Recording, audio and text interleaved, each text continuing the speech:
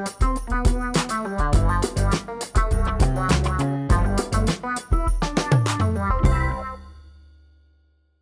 is time to take a deep breath and center yourself and focus on our Kickstarter Pickstarters for the week of June 18th, 2018. One of the prominent dynasties in Chinese history is the Tang Dynasty, and Thundergriff Games has decided to take inspiration from it in their game Tang Garden. In this game, you and fellow players will be building up a garden. Each turn you'll have a decision to increase the garden size with tiles or possibly build things on top of it, such as bridges and trees, or to sort of make it more aesthetically pleasing for people such as the Emperor or other guests. Similar to Palace of Mad King Ludwig, you are all working on this together, really making this beautiful garden. And what's really cool is the things I mentioned that you upgrade the garden with are actually little 3D standees. You can sort of see behind me with some of the miniatures and the trees that sort of stand out and really work together. You're playing the normal points, but you really make this giant, beautiful thing together. Looks really cool, and a lot of this fun sort of adding on, like, do I expand or do I build this up? Which, of course, depending on your choice, can maybe help other people as well. So sort of that give and take. So it is fully cooperative, or you're still competing? No, you're competing. Okay, because in Ludwig also you're still competing, right? Even though you're working on one garden. Yes. You don't want to help each other. Right, but it is because you are in the central place. You're really making this one big, beautiful thing, which I thought was really cool. Yeah, I just looked at the art and the components, and it looks like this really cool, like 3D setup. It's very visually appealing to the eye. Yes. Lush greens and reds and nice colors. So I thought it looked cool. I'd visit Tang Garden. I would too. The game is currently going for $52, but as of this video, they're having sort of this special promo. If you back within the certain time period, you'll get a certain expansion for free, so definitely check it out very quickly. Getaway Driver? That's the name of this next game, Getaway Driver, which is a two-player asymmetrical game in which one person is the getaway driver after some sort of a crime heist taking place, and the other player represents the police trying to track them down. This comes from Uproarious Games and designer Jeff Beck, who also worked on Hardback, the word deck building game that we really liked, and it has art, the same artist as games like Hardback, Paperback, and Burgle Bros, which this actually is part of the same universe. So sort of a spin-off / sequel maybe to that game. So the map in this game is made up of tiles, and the person playing the police is actually the one who is placing those tiles on the board face down, and they get to decide what tiles go where that they draw and put out. The getaway driver isn't going to know what those tiles are until they either use an action to reveal them or just walk right into them. Or drive, I should say. They're driving. But if they use that power to reveal the tile early, that can help the police as well. If they do it too many times, the police could win. And the police ultimately are trying to catch them before it is too late. It's sort of a race to the end, to get to the certain point, the getaway driver. Different tiles have different hazards on them that could affect either player. And there are cards both sides can play to get upgrades to their abilities, different stunts that you can pull off to outsmart the police. But ultimately, it's an asymmetrical game, and they also tout the fact that every game is going to be different based on which tiles come out, how your map layout is going to be totally unique each time. It's a great concept, and it's, you know, the two-player asymmetrical thing is always fun, and we have loved the stuff from Jeff Beck in the past and the same artist, so seems like a no-brainer to me to Getaway Driver. I say, come to me, Driver. And maybe play it while listening to Baby Driver. Yeah, all those are good ideas. It's only $24, so check that out on Kickstarter now. The world may be falling apart, but that won't stop you from trying to save it.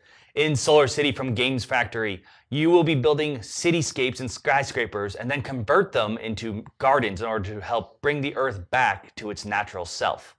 Each time you'll be building on a grid, and by building each time in the grid, activating all buildings in that column or row, making a really interesting sort of setup for a lot of different mechanics. And then once you build these skyscrapers, you can transform them into gardens or other helpful things that really transform and maybe reactivate those rows again. Looks like sort of this fun tile, almost like puzzle, but competitive grid style and building. So similar to other city building things like Suburbia, but a bit more like thinking about placement in lines and rows than simply just neighboring.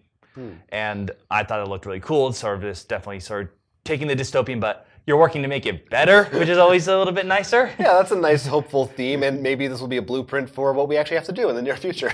I can't wait then to build skyscrapers to get above the smog in order to see sunlight. And I believe I read also that this is from the designers of Alien Artifacts, which is a card game that we played and really liked. I really liked that game, so that's cool. Yeah, it looked really cool. I mean, from people we've enjoyed things from before, it goes for $49.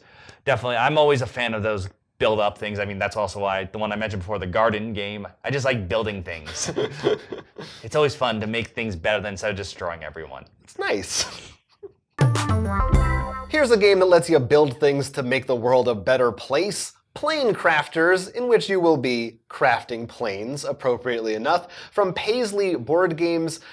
In this game, you are all trying to build planes from various parts and sell them for the most money and get the most money at the end of the game. That's it. It's pretty simple. The way it works, you're getting different parts of your planes that each one is a card, and you can mix and match. So you might have a really weird plane that's like half jet, half old biplane, World War I looking thing. No way will that end up crashing. Yeah, they all somehow work, but you get more money for the more matching parts you have, so that does reward you. And as you play, you're also hiring people to be on your team who will give you powers like letting you buy more cards, play more cards, sell a plane before it's complete. So you're kind of building an engine up as you go, which is a big part of it.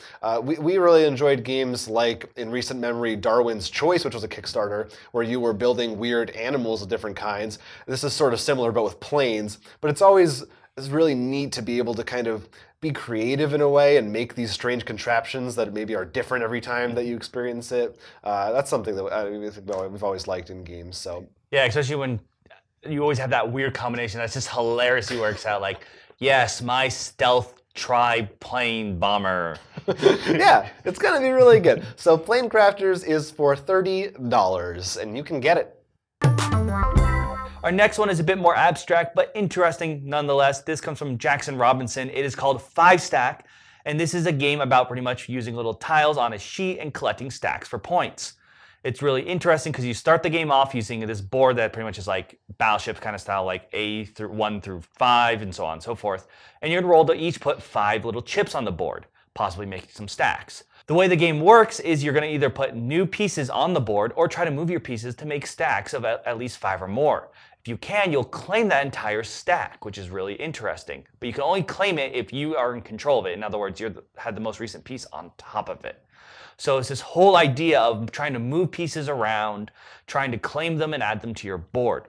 You all also have a golden piece, which you can only place last, which is worth more points to whoever captures it.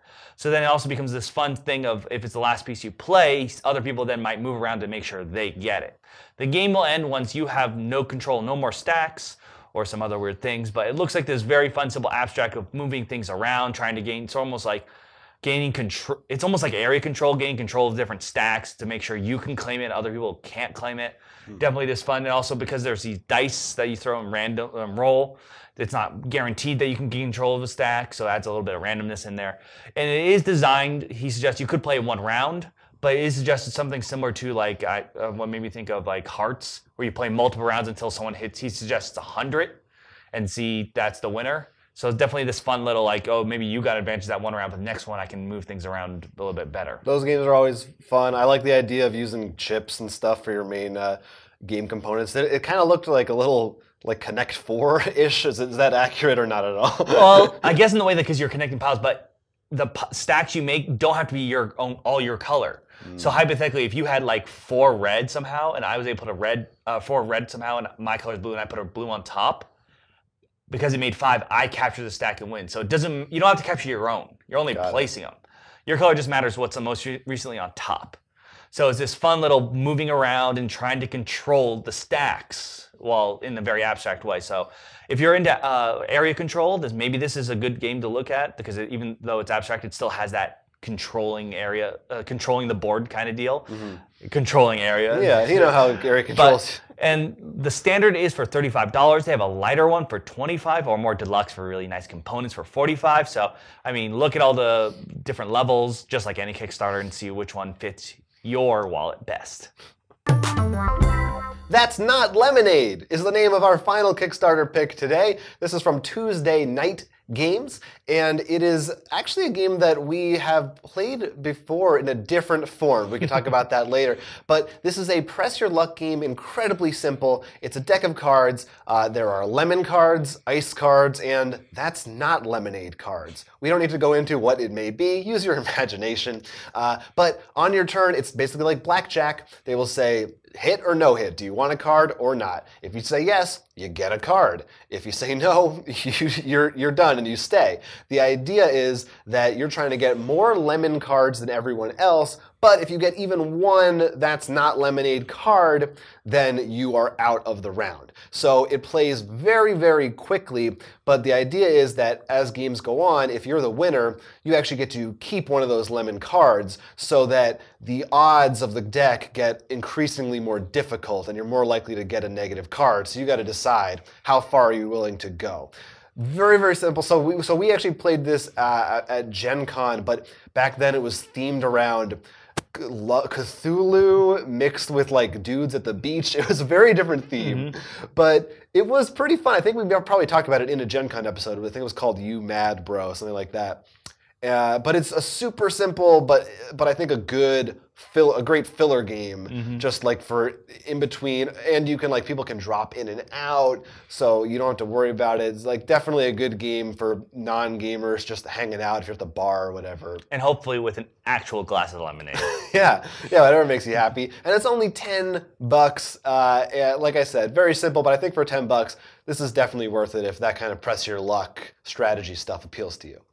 So we got some sweet Kickstarters for your summer, but before we go, we want to remind you we are still running a contest giving away the game The Ricks Must Be Crazy from Critazoic. We've got 4 copies to give away, so either check the link down below or just check out rollforcrit.com.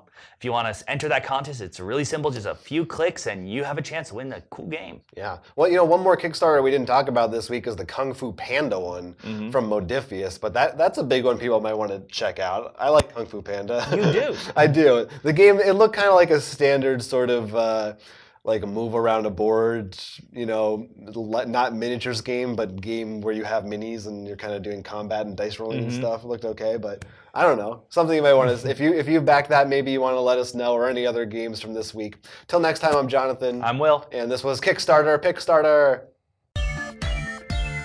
Make sure you click the like and subscribe buttons so you get more board game content from Roll for Crit. Do it. Do it now.